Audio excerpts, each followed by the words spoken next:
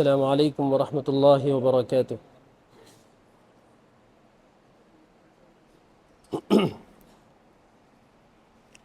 نحمده ونصلي على رسوله الكريم، اما بعد فاعوذ باللہ من الشیطان الرجیم، بسم اللہ الرحمن الرحیم۔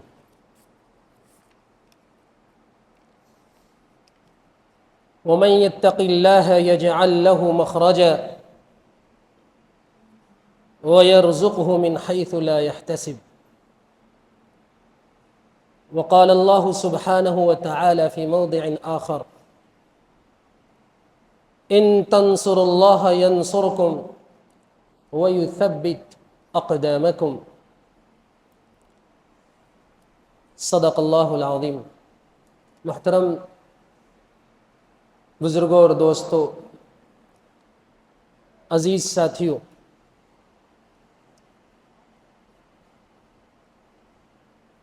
ہمارا اسلامک نیو ایئر جو شروع ہوتا ہے وہ محرم الحرام سے شروع ہوتا ہے۔ علماء نے اس کے بارے میں فرمایا ہے، اس کو جوڑا گیا ہے ہجرت سے، رسول اللہ صلی اللہ علیہ وسلم کی ہجرت سے۔ یعنی رسول اللہ صلی اللہ علیہ وسلم نے مکہ سے جب مدینہ ہجرت فرمائی، اس تاریخ کو ہمارے لیے اسلامک کیلنڈر کا فرسٹ ڈے، پہلا دن، اس کو مان لیا گیا ہے۔ یہ بہت اہم واقعہ تھا۔ تو محرم میں جہاں بہت سارے واقعات ہوئے ہیں، حضرت حسین رضی اللہ تعالیٰ عنہ کی شہادت ہوئی، عاشورہ کا دن آیا، اور بہت ساری چیزیں ہوئیں، ان میں سے ہجرت بھی بہت اہم واقعہ تھا، اس لیے کہ وہ ایک ٹرننگ پوائنٹ تھا اسلام کی سربلندی کا، مسلمانوں کے دور کے آغاز کا، ان کی ترقی کی ابتدا کا۔ مسلمانوں نے پچھلے 10 سال میں جو حالات دیکھے تھے، موب لنچنگ کی جاتی تھی مکہ میں، پریشان کیا جاتا تھا، سڑکوں پر صحابہ کو حرم مکی میں رسول اللہ صلی اللہ علیہ وسلم تک کو تکلیفیں دی گئیں۔ آپ سجدے میں تھے، آپ کے اوپر اوجھڑی ڈال دی گئی۔ حضرت خباب، حضرت بلال اور نہ جانے کتنے صحابہ اکرام رضوان اللہ تعالی علیہم اجمعین کے ساتھ سختیاں برتی گئیں۔ اللہ کا حکم آیا تو آپ صلی اللہ علیہ وسلم ہجرت کے لیے تیار ہو گئے۔ اس سے پہلے، ہجرت سے پہلے، مدینہ کی ہجرت سے پہلے، رسول اللہ صلی اللہ علیہ وسلم کی ہجرت سے پہلے اور 2 ہجرتیں ہوئی تھیں حبشہ کی۔ اور ان ہجرتوں میں ہمارے لیے کیا درس ہے، اس کو ہائی لائٹ کرنے کی آج کے اس خطبے میں کوشش کی جائے گی، اس لیے کہ رسول اللہ صلی اللہ علیہ وسلم کی پوری زندگی ہمارے لیے نمونہ ہے۔ ایک آئیڈیل پرسنالٹی کسی بھی انسان کی اگر ہو سکتی ہے تو رسول اللہ صلی اللہ علیہ وسلم سے بڑھ کر پوری انسانیت کے لیے کوئی اور آئیڈیل ہو ہی نہیں سکتا۔ اسی لیے اللہ نے فرمایا: لَقَدْ كَانَ لَكُمْ فِي رَسُولِ اللَّهِ أُسْوَةٌ حَسَنَةٌ۔ اگر تمہیں کامیابی چاہیے، دنیا کی کامیابی چاہیے، آخرت کی کامیابی چاہیے، اگر تمہیں بہترین خاندان بنانا ہو، بہترین معاشرے کی تشکیل دینی ہو، اور ایک بہترین گھر کا ایک سربراہ بننا ہو، ایک بہترین تعلیم کے میدان کا ماہر بننا ہو، ایک بہترین سائیکالوجسٹ بننا ہو، ایک بہترین سیاستداں بننا ہو، ایک بہترین انٹرنیشنل ریلیشن شپ کا ماہر نیگوشیٹر بننا ہو، ڈپلومیسی کا زبردست ماہر بننا ہو، تو آؤ ہمارے رسول صلی اللہ علیہ وسلم کی سیرت کو دیکھو۔ اس میں آپ کو ہر انسان کے لیے اس کی ضرورت کے مطابق رسول اللہ صلی اللہ علیہ وسلم کی زندگی اور روشنی بخشتی ہوئی ملے گی۔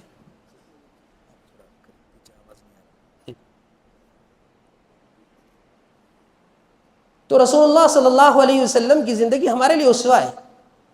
ہجرت کے پہلو میں ایک بہترین درس ہمیں یہ ملتا ہے کہ رسول اللہ صلی اللہ علیہ وسلم نے اللہ کی ذات پر توکل کیا. قرآن نے فرمایا وَمَن يَتَوَكَّلْ عَلَى اللَّهِ فَهُوَ حَسْبُهُ، اگر تم نے اللہ کے اوپر توکل کیا ہے تو کافی ہے.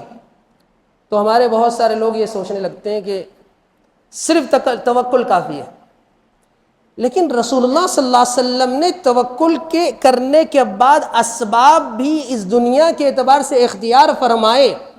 یہ پہلو ہمارا اوجھل ہو جاتا ہے ان لوگوں کے نزدیک جو صرف توکل کی بات کرتے ہیں. اور بعض ایسے افراد ہیں جو اسباب کی بات کرتے ہیں، اسٹریٹجیز کی بات کرتے ہیں، پلاننگ کی بات کرتے ہیں، پورا تمام کا تمام اس طرح کے ماڈرن طریقوں کی بات کرتے ہیں، تو ان کے ذہنوں سے توکل فوت ہو جاتا ہے. رسول اللہ صلی اللہ علیہ وسلم کی زندگی، ان کی شخصیت دونوں کی جامع تھی. نہ آپ نے توکل چھوڑا، نہ آپ نے اسباب کو اختیار کرنے کو چھوڑا. اللہ تبارک و تعالی رسول اللہ صلی اللہ علیہ وسلم کو ایک ڈائنامک پرسنالٹی جو اعلیٰ نمونہ ہو سکتا تھا وہ بنا کے ہمارے سامنے پیش کر دیا اور کہہ دیا لَقَدْ كَانَ لَكُمْ فِي رَسُولِ اللَّهِ أُسْوَةٌ حَسَنَةٌ. ہماری مصیبت یہ ہے کہ اس اسوے کو نہیں سمجھتے، اس حسنہ کو نہیں سمجھتے. یہ ہمارے لیے ایک المیہ ہے. تو رسول اللہ صلی اللہ علیہ وسلم نے ہجرت کے لیے صحابہ کو کہا کہ یہاں پر تمہارے لیے جینا دشوار ہو رہا ہے، اس ملک کے اندر حالات تنگ ہو گئے، تو تم یہاں سے چلو اور ایک ملک میں جاؤ حبشہ جس کا نام ہے.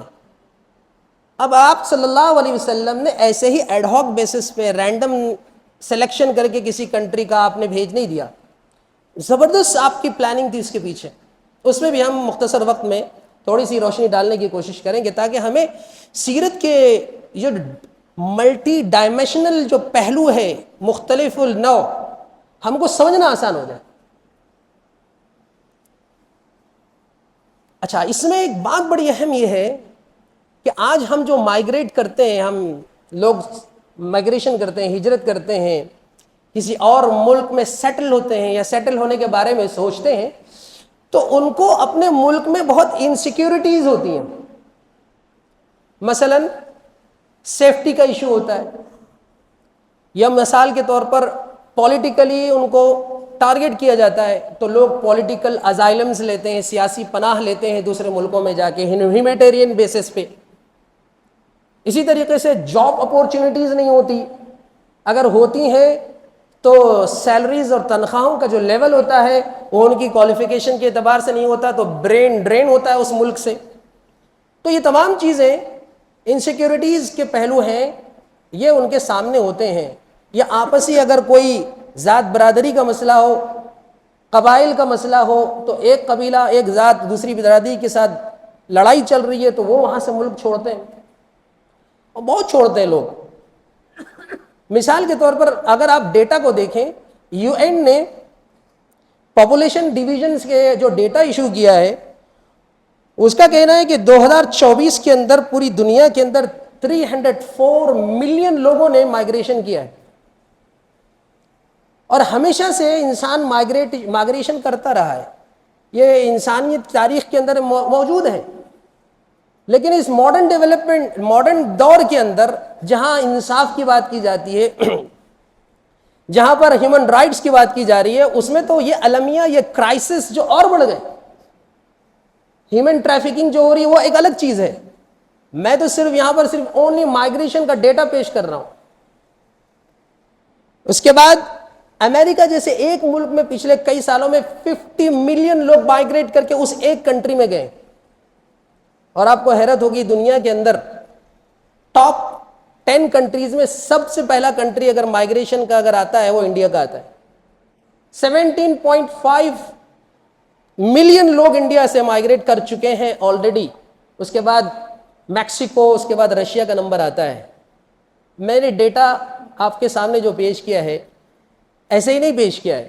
بتانا یہ مقصود ہے کہ لوگ جتنے بھی لوگ آج مائیگریشن کر رہے ہیں ان کا مقصد اونلی اپنی زندگی ہے. ان کو اپنے جہاں پرابلم ہے تو مائیگریشن کیا ہے. اسی بات سمجھ میں آتی ہے کہ صحابہ اکرام رضوان اللہ تعالی علیہ مجمعین کا مقصد بہت اعلیٰ تھا. ان کے اپنے بزنس سیٹل تھے، ان کے لیے ان کا قبیلہ ٹھہرا ہوا تھا ان کو پروٹیکٹ کرنے کے لیے، ان کی اپنی زندگی بہت اچھی چل رہی تھی، لیکن اس کے باوجود بھی انہوں نے مائگریشن کرنا، ہجرت کرنے کو کیوں اختیار کیا؟ اس لیے کہ ان کا مقصد بہت بلند تھا۔ انہوں نے جو رسول اللہ صلی اللہ علیہ وسلم کا پیغام لیا، پیغام انہیں ملا، ان کو بات سمجھ میں آ گئی، اس دنیا میں اور آخرت میں اگر کامیابی ملنے والی ہے تو اس پیغام محمدی سے ملنے والی ہے۔ لا الہ الا اللہ محمد الرسول اللہ کہہ لیا تو اب ہمارے لیے حالات بھی آنے والے ہیں۔ ان کو کہا گیا آپ لا الہ الا اللہ محمد الرسول اللہ کو چھوڑ دو، تم سے ہم کچھ نہیں کہیں گے۔ مسئلہ لا الہ الا اللہ محمد رسول اللہ ہی کا تھا۔ اقبال نے کہا کہ لوگ آسان سمجھتے ہیں مسلمان ہونا، اس لیے کہ لا الہ الا اللہ کہنے کا مطلب ہے تمام معبودان باطلہ کو، ظاہرہ کو، سب کو ایک طرف کرنا ہے۔ نہ ملک ہے، نہ کاروبار ہے، نہ زمینیں ہیں، نہ بینک بیلنس ہے، کوئی نہیں۔ اگر ہے ذات اللہ دینے والی ذات، کرنے والی ذات ہے تو اللہ کی ذات۔ یہ یقین ان کے دل میں اللہ کے رسول نے بٹھا دیا تھا اور بیٹھ گیا تھا، اور اسی وجہ سے مصیبتیں آئی۔ تو مقصد بہت اعلیٰ تھا، مقصد اعلیٰ تھا کہ جب ہم کو یہ پیغام ملا، یہ سچائی ہمارے دل میں بیٹھ گئی، اللہ کا ایک ہونا ہمارے دل میں بیٹھ گیا، کامیابی کا ہونا وہ اللہ کے رسول کے اسوے کے اندر پتہ چل گیا، تو ہمارے لیے اب کاروبار معبود نہیں رہا، ہمارے لیے ہمارے زمینیں معبود نہیں رہی، ہمارے لیے ہمارے بینک بیلنس معبود نہیں رہے، ہمارے لیے ہمارے جاب معبود نہیں رہے۔ اب یہ پیغام کو ہم اپنے تک محدود نہیں رکھیں گے بلکہ ساری دنیا تک پہنچائیں گے۔ انہوں نے کمپرومائز نہیں کیا، وہ کر سکتے تھے کمپرومائز۔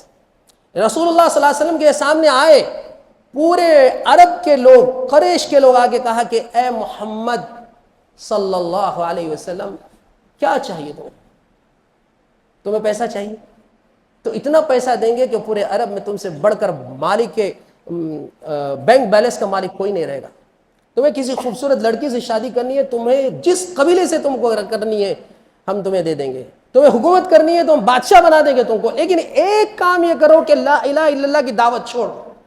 آپ نے فرمایا، آپ طالب کو بھی ساتھ لائے تھے، آپ نے فرمایا چچا جان اگر میرے ایک ہاتھ میں یہ سورج رکھ دے، دوسرے ہاتھ میں چاند رکھ دے، دنیا کی کائنات کی ایک ایک چیز مجھے دے دے، تب بھی میں اس کلمے کی محنت کو نہیں چھوڑوں گا۔ اور یہی چیز صحابہ کے دل میں رسول اللہ صلی اللہ علیہ وسلم نے بٹھا دی تھی، اور صحابہ نے سیکریفائز کیا، قربانی دی۔ بغیر قربانی کے کوئی قوم ترقی نہیں کر سکتی ہے، اور قربانی ہم دے رہے ہیں قربانی۔ ایک انسان ایک ملک چھوڑ کے دوسرے ملک کو اگر جاتا ہے تو بے انتہا قربانی دیتا ہے۔ جو لوگ لیگل جا رہے ہیں میں ان کی بات نہیں کر رہا ہوں، پوری دنیا کے اندر مائگریشن کرنے والوں کی تعداد جو میں نے ڈیٹا پیش کیا 304 ملین لوگ مائگریشن کیے ہیں، تو سب کے سب لوگ لیگل نہیں کیے ہیں، لیگل کیے ہیں۔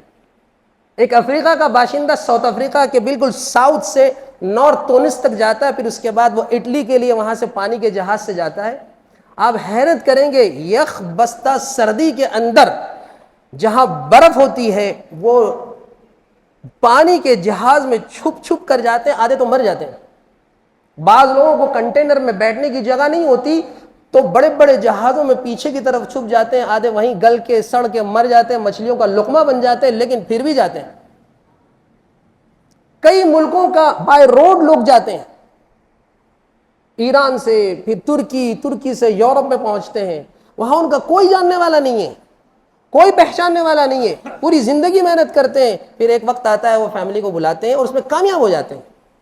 معلوم کیا ہوا کہ انسان کا جو مقصد حیات ہے اس میں اس نے محنت کی ہے، اور اس محنت کے لیے اس کو قربانی دینی پڑتی ہے۔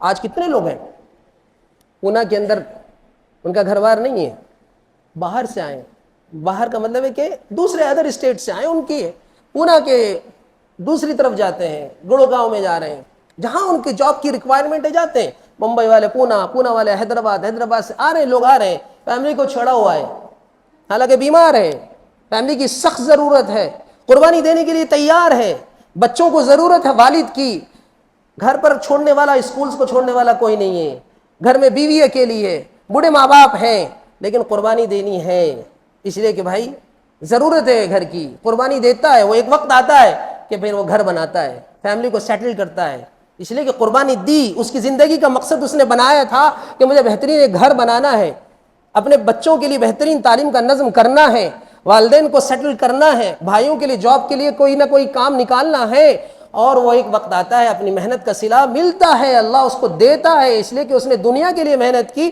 اللہ اس نے قربانی دی، اللہ تبارک و تعالیٰ اس کی قربانی کو دیتا ہے، ضائع نہیں کرتا ہے۔ مقصد صرف ایک بات یہ بتانا ہے کہ مقصد یہاں کم ہے، اور صحابہ کا مقصد جو تھا وہ بہت بلند تھا، ان کو ضرورت نہیں تھی لیکن دین کے لیے انہوں نے قربانیاں دی اور ہجرت کی۔ ایک بات تو یہ ہے۔ دوسری بات یہ ہے، رسول اللہ صلی اللہ علیہ وسلم نے حبشہ کے لیے ہجرت کا صحابہ اکرام رضوان اللہ تعالی اجمعین کو حکم دیا۔ مدینہ مکہ سے لے کر اس زمانے کا جو حبشہ آج جس کو ایتھوپیا کہتے ہیں آپ، تقریباً 300 کلومیٹر کا فاصلہ تھا، لیکن بیچ میں بہت بڑے بڑے پہاڑ، اور اس کے بعد میں ریڈ سی ان کو عبور کر کے جانا تو ہوتا تھا، بڑی مشکل سے وہ ڈسٹینس کو انہوں نے طے کیا۔ سوال یہ پیدا ہوتا ہے کہ آپ صلی اللہ علیہ وسلم نے حبشہ کو جو اختیار کیا ہے، جیسے میں نے آپ سے کہا کہ آپ صلی اللہ علیہ وسلم نے کوئی بھی عمل ایسا نہیں کیا جو لاجیکل اور ریزننگ کی بنیادوں پر پورا نہ اترتا ہو۔ کس ملک کو اختیار کر رہے ہیں، اس میں کیوں اختیار کر رہے ہیں؟ علماء نے لکھا ہے کہ تقریباً 6 سے 7 پوائنٹس آپ صلی اللہ علیہ وسلم کے ذہن میں تھے۔ فرماتے ہیں علماء، مورخین لکھتے ہیں کہ آپ صلی اللہ علیہ وسلم نے ہجرت کو جو اختیار کیا کہ آپ نے فرمایا ان بارض الحبشۃ ملکا لا یظلم احدا عنده فالحقوا ببلاده حتى يجعل الله لكم فرجا ومخرجا۔ فرمایا کہ جس ملک میں تم کو بھیج رہا ہوں وہاں کا بادشاہ ظالم نہیں ہے، عدل و انصاف کرنے والا ہے، تو لہذا ایسے ملک کو جانا چاہیے جہاں پر آپ کے ساتھ ظلم نہ ہوتا ہو۔ تو صحابہ ظلم سے نکل کر ظلم کی طرف نہیں جا رہے تھے، ایک ایسی زمین میں جا رہے تھے، آپ صلی اللہ علیہ وسلم بھیج رہے تھے جہاں پر عدل و انصاف تھا۔ Point number 1۔ پھر فرمایا کہ وہ البعد الجغرافی، کافی ڈسٹینس تھا، تو یہ جو لوگ تھے ظلم کرنے والے ان تک پہنچنا ان کے لیے آسان نہیں تھا، پہنچ کر وہ ظلم نہیں کر سکتے تھے۔ تیسرا پوائنٹ یہ تھا التقارب الدینی، یعنی آپ صلی اللہ علیہ وسلم نے جو ملک کو اختیار کیا وہاں پر ریلیجس فریڈم تھا، لا الہ الا اللہ محمد رسول اللہ کے تم ماننے والے ہو گئے ہو، لہذا مکہ کے اندر تمہاری زمین تنگ کر دی گئی ہے، لہذا میں تمہیں ایسی زمین میں بھیج رہا ہوں جہاں کا بادشاہ تم کو اپنے ریلیجس کی آزادی دے گا۔ اور چونکہ وہ مسیحی تھے، عیسیٰ علیہ السلام کو ماننے والے تھے، تو وہ بڑی قدر سے دیکھتا تھا تمام مذاہب کو، تو اس نے آپ نے بھیجا۔ دوسرا ایک اور فیکٹر یہ تھا کہ وہاں پر اس ملک کے اندر پولیٹیکل، فائنینشل، اکنامیکل کرائسس نہیں تھے، وہاں کی اکنامی اسٹیبل تھی، کریٹیکل کنڈیشن میں نہیں تھی۔ تو چونکہ مکہ کے لوگ تاجر تھے اور مدینہ کے لوگ زراعت پیشہ تھے، ایگریکلچر والے تھے، تو تاجروں کے لیے ہمیشہ ضرورت ہوتی ہے کہ جہاں بھی وہ انویسٹمنٹ کر رہے ہیں، جہاں اپنا مینوفیکچرنگ یونٹ لگا رہے ہیں یا بزنس ڈال رہے ہیں، ایکسپورٹ امپورٹ کرنا ہے، تو وہ سب سے اہم پہلو یہ کہ ہمارا مال سلامتی کے ساتھ پہنچ رہا ہے، جو لاگت آئی ہے، جو کاسٹنگ آئی، اس کے مطابق ہم کو پیسہ واپس ملے گا کہ نہیں ملے گا، اس کی سیکورٹی چاہیے۔ بڑی بڑی کمپنیاں ان ملکوں کو چھوڑ دیتی ہیں جہاں پر اس ملک کے اندر پولیٹیکلی اور اکنامیکلی کرائسس چل رہے ہوں، اس لیے کہ وہ ان کو ریٹرن نہیں مل پاتا ہے۔ تو آپ صلی اللہ علیہ وسلم نے جس ملک کو اختیار فرمایا اس کے اندر پولیٹیکلی بھی تھی، اکنامیکل بھی، فائنینشیل ان کے لیے اسٹیبلٹی موجود تھی۔ نمبر 5، دعوت کو پیش کرنا بڑا آسان تھا۔ نمبر 6 پوائنٹ ہے بہت اہم، اس کے لیے میں نے یہ بحث کو چھیڑا ہے، وہ یہ تھا کہ آپ صلی اللہ علیہ وسلم کی والدہ کے انتقال کے بعد حضرت برقہ بن ثعلب رضی اللہ تعالی عنہ، جو حبشہ کی افریقن باندی تھی، والد محترم کی، حضرت آپ صلی اللہ علیہ وسلم کے والد کی، تو اس باندی نے رسول اللہ صلی اللہ علیہ وسلم کی پرورش فرمائی تھی۔ ان کا نام تھا حضرت ام ایمن، اصل نام تھا برقہ۔ تو آپ صلی اللہ علیہ وسلم نے جس گود میں آپ صلی اللہ علیہ وسلم پلے، اپنی ماں کے جانے کے بعد 6 سال کی عمر میں چلے گئی تھی، والدہ محترمہ کا انتقال ہو گیا تھا ابا کے مقام پر. اس کے بعد سے رسول اللہ صلی اللہ علیہ وسلم اس حبشہ کی افریقن باندی کے گود میں پلے. تو آپ صلی اللہ علیہ وسلم اس خاتون کی شخصیت سے، اس کے مزاج سے، جس کنٹری کو وہ بلونگ کرتی تھی اس کنٹری کے رہن سہن سے بہت اچھے سے واقف تھے. تو آپ کو معلوم تھا کتنے یہ لوگ کمپیشنیٹ ہوتے ہیں، کتنے رحم دل ہوتے ہیں، کتنے شفیق ہوتے ہیں. اس کی وجہ سے آپ نے ان کا اختیار کیا. یہاں رک کر ایک بات، کیا بات؟ آج سعودی کے اندر سعودیائزیشن جو ہو رہا ہے اس میں سب سے زیادہ ہو رہا ہے ویسٹرنائزیشن ہو رہا ہے. مدینہ منورہ کے اندر تھیٹر کھل گئے، کلبز کھل گئے ہیں، ناچ گانے کے کلبز کھل گئے ہیں. مدینہ منورہ مکہ کے قریب قریب تک کبھی نہیں ہوا تھا ایسا. حیرت کی بات ہے یہ کیسے ہو رہا ہے. آپ ہمارے دشمن کہہ لیں یا یورپینس کو کہہ لیں، کیا انہوں نے پلاننگ کی. محمد بن سلمان MBS جس کو کہا جاتا ہے، آپ حیرت کریں گے کہ یہ جس خاتون کے گود میں پلا ہے وہ خود اس کے بارے میں کہتا ہے کہ میری ماں جس نے پرورش کی ہے وہ ایک عورت تھی، اور وہ عورت تھی ایک ایتھوپیا کی یہودی خاتون تھی. اس کو وہ خود نہیں کہتا ہے، بلکہ جس نے اس کا انٹرویو لیا ہے اس کا نام ہے مائیکل ڈی ایوانس. یہ امریکہ کا کٹر یہودی ہے، ایوانجلیکل یہودی ہے. اس نے خود یوٹیوب پہ بیان دیا، اس کے بعد بڑا ایک بلاسٹ ہوا پورے اسلامک ورلڈ کے اندر. اس نے کہا کہ اس کی جو پرورش کرنے والی، مجھے حیرت ہوئی کہ محمد بن سلمان سے، جب محمد بن سلمان نے یہ بات کہی مجھ سے کہ میں تو یہودیوں کے لیے بڑا سافٹ کارنر رکھتا ہوں، تو میں نے پوچھا کہ یہ سافٹ کارنر یہودیوں کے لیے تمہارے دل میں کیسے آیا؟ اس وقت محمد بن سلمان نے یہ ریویل کیا، یہ بتایا، یہ راز فاش کیا کہ ایکچولی میری ماں جو ہے، اصلی ماں، بایولوجیکل ماں جو ہے، اس نے تو میری پرورش نہیں کی. جو اصل میرے والد کے گھر کو مینیج کرنے والی جو خاتون تھی جس نے مجھے پالا ہے وہ یہودی عورت تھی. اب میں یہ نہیں کہتا کہ انہوں نے باضابطہ پلان کیا، پوری اسٹریٹجی کی، ہو بھی سکتا ہے، لیکن بس یہاں ایک بات مزید آپ کی اور میرے لیے میں یہ کہنا چاہتا ہوں، جتنے بھی گلف کنٹریز ہیں اس میں سب سے بڑا کرائسس اور المیہ جو آج وہاں کے نوجوان نسل خراب ہو چکی ہے. مدینہ منورہ کے اندر کلب کیسے آیا؟ وہاں کا نوجوان کیا کر رہا ہے؟ وہاں کا نوجوان تھیٹر کیوں جا رہا ہے؟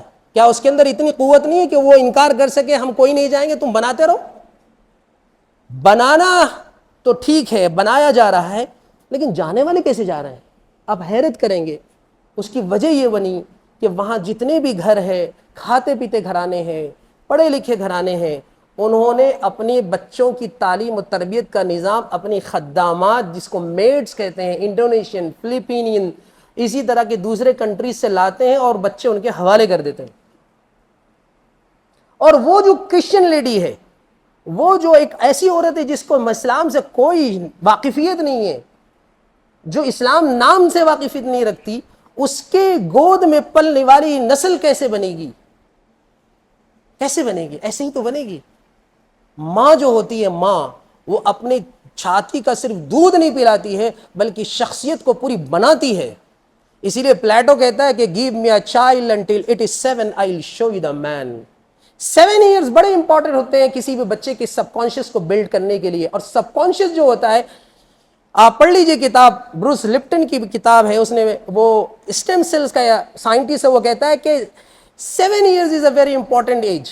7 ایئر جو ہوتے ہیں اس کے اندر 95% کسی بھی بچے کا سب کانشیس بلڈ ہو جاتا ہے، جو ہماری زندگی کا سب سے بڑا ڈرائیونگ فورس ہوتا ہے. میں اور آپ جس پرسنالٹی کے حامل ہیں، غصے آور ہیں، بہادر ہیں، سخی ہیں، کنجوس ہیں، کام کرتے ہیں، پروکاسٹینیٹ کرتے ہیں، ریٹ کرنے والے ہیں، جو بھی ہماری پرسنالٹی بنی ہے، ایکچولی اس کے تمام روٹس جو جاتے ہیں وہ جاتے ہیں 7 ایئرز میں. اسی لیے میں ہمیشہ کہتا ہوں کہ ہم نے 7 ایئرز رول فالو کرنا چاہیے. ہم کو 7 ایئر رولز 777 3 7 ہیں. پہلے 7 ایئرز میں بچہ جو دیکھتا ہے اور سنتا ہے، 7 ایئرز میں وہ کرتا ہے سیکنڈ میں. اور سیکنڈ میں فرسٹ 7 ایئرز میں بچہ دیکھتا ہے اور سنتا ہے، سیکنڈ 7 ایئر یعنی 14 کا ہوتے ہوئے وہ اس کو بولتا ہے اور نیکسٹ 7 ایئرز یعنی تھرڈ 7 ایئرز کے اندر وہ کرتا ہے. تو آپ کو ہمیشہ لگتا ہے کہ میرا بچہ 10ویں اور 8ویں آنے کے بعد بہت بگڑ گیا. ایکچولی وہ پوائنٹ نہیں ہے بگڑنے کا, اس کے جو 2 7 ایئرز پیچھے گزرے ہیں وہ بڑے اہم ہیں.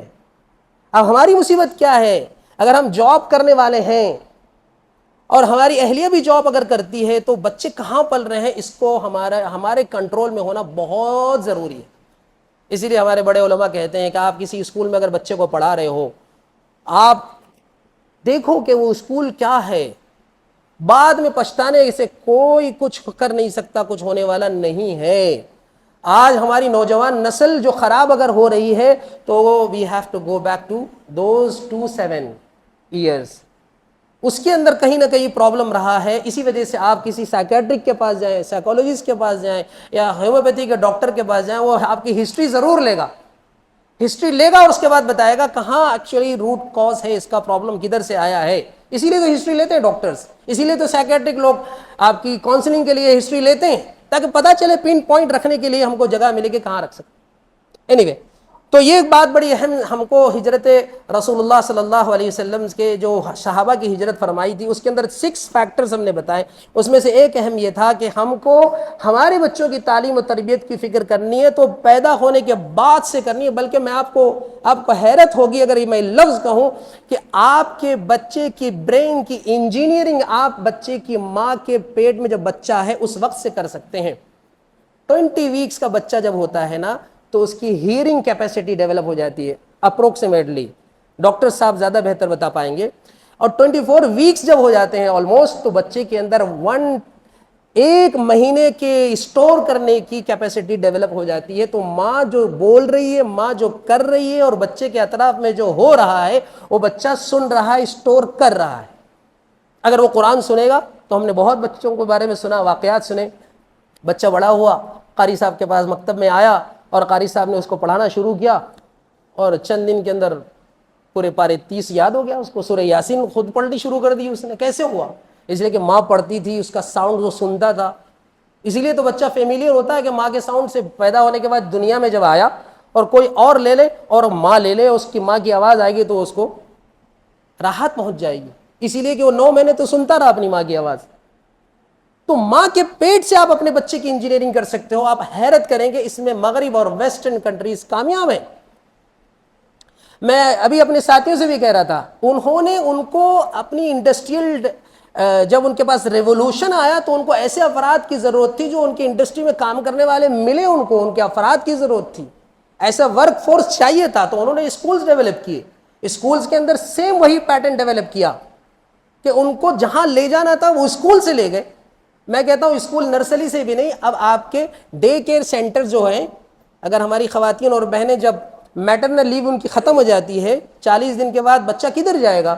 تو پونا, ممبئی, حیدرآباد جیسے بڑے علاقے میں کیا کرتے ہیں کہ بھائی ڈے کیئر سینٹر ہے, بچہ 5 بجے تک اس سینٹر میں رہے گا, اس کے بعد بچے کو ماں باپ لے جاتے ہیں. اس میں بھی محنت ہوتی ہے میرے اور آپ کے بچے کے اوپر. بہرحال خلاصہ میں یہ بتانا چاہ رہا ہوں کہ ہمارے بچوں کی تعلیم و تربیت کن عورتوں کے ہاتھ میں ہے, اس کو سوچنے کی بہت ضرورت ہے. یہ بھی ہم کو رسول اللہ صلی اللہ علیہ وسلم کے اسے سے ملتا ہے.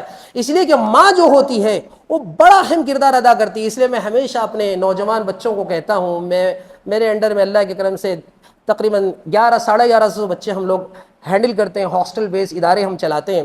میں ہمیشہ کہتا ہوں بچوں, نوجوان یہاں بھی بیٹھے ہوئے ہیں, اگر بڑے مجھے اجازت دیں, میں کہتا ہوں کہ لو ایٹ فرسٹ سائٹ کوئی چیز نہیں ہے, یاد رکھیے آپ, لو ایٹ فرسٹ سائٹ کوئی چیز نہیں ہے. اس لیے کہ شریعت کہتی ہے کہ آپ اس کی ذات برادری کو دیکھیں, وہ اس کے رہن سہن کو دیکھیں, اس کے خاندان کو دیکھیں. اس لیے کہ آپ پوری ایک نسل نکالنے والا ہو اس عورت سے, اس ایک مرد سے پوری ایک نسل آنے والی ہے, بعد میں پچھتانا نہیں پڑے.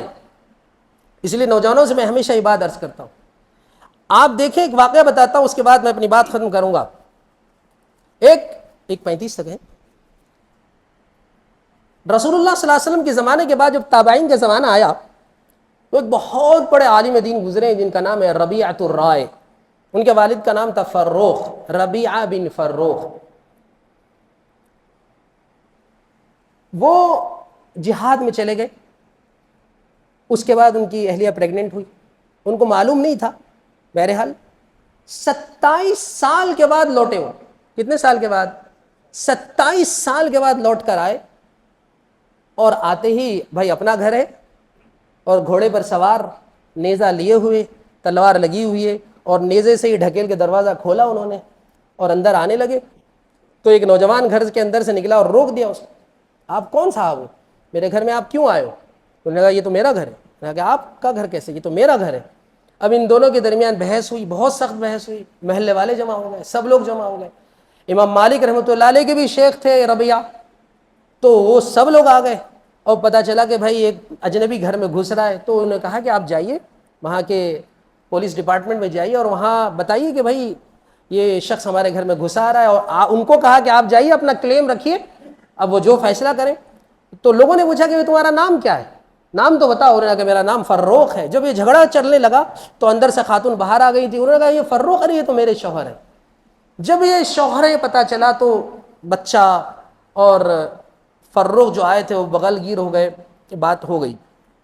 جب تھوڑا آرام ہوا تو جب فروخ جا رہے تھے جہاد میں تو اپنی اہلیہ کو انہوں نے 30,000 دینار دیے تھے۔ دینار سونے کا ہوتا ہے، آج کئی کروڑ ہو گئے۔ 30,000 دینار دے کر گئے تھے۔ انہوں نے پوچھا اے میری پیاری اہلیہ، اتنے سال کے بعد میں تم سے مل رہا ہوں، یہ بتاؤ کہ 30,000 دینار تم نے کیا کیے؟ میں تم کو پیسہ دے کے گیا تھا۔ انہوں نے کہا کہ میں نے اس کو اچھی جگہ لگایا ہے، دفن کیا ہے، کچھ دن کے بعد میں آپ کو حساب کتاب دوں گی۔ نماز کا وقت آیا، انہوں نے کہا کہ جائیے مسجد نبوی میں، رسول اللہ صلی اللہ علیہ وسلم کی مسجد میں نماز ادا کیجیے، کئی سال سے آپ نہیں آئے۔ جب وہ گئے تو نماز کے بعد دیکھا کہ بہت بڑا مجمع ہے، اور مجمع میں بیان ہو رہا ہے، حدیث سنائی جا رہی ہے، اور ایک نوجوان گردن جھکائے لوگوں کو حدیث سنا رہا ہے، اور مدینے کے بڑے بڑے لوگ اس کی حدیث سن رہے ہیں۔ تو انہوں نے جب پوچھا کہ بھئی کون ہے یہ نوجوان، کون ہے؟